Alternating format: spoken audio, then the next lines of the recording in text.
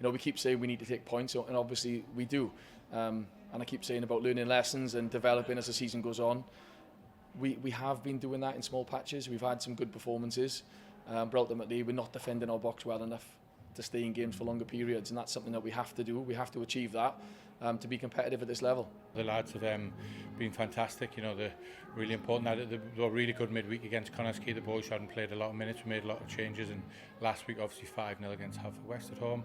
So back-to-back 5-0 and 6-0. Then from league position-wise, I can't complain about that. The boys have been good. Ben, 2 goals and a comfortable victory. Yeah, great result for us today.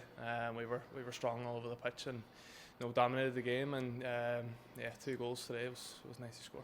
Just look at the quality they've got in their squad. I think they've got 5 or 6 players out on loan to teams like Carnarvon, and their striker, who's playing up front today, Wilson, is cost more than my overall budget for the season. So we know we're up against a tough battle, and they're an excellent side, and they're well drilled, and they're relentless in what they do.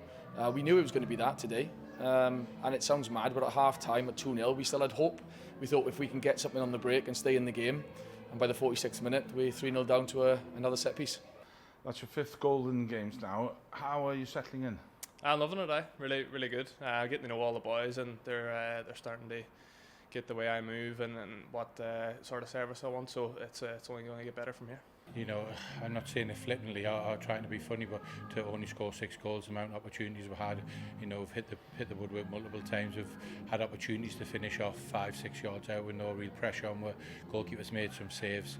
There's a definite penalty in there, and there's a dubious goal that's been chalked off for a foul, which I'm not too sure was. So from that point of view, if there ever is a time to be disappointed with 6, and I think today was the disappointing bit.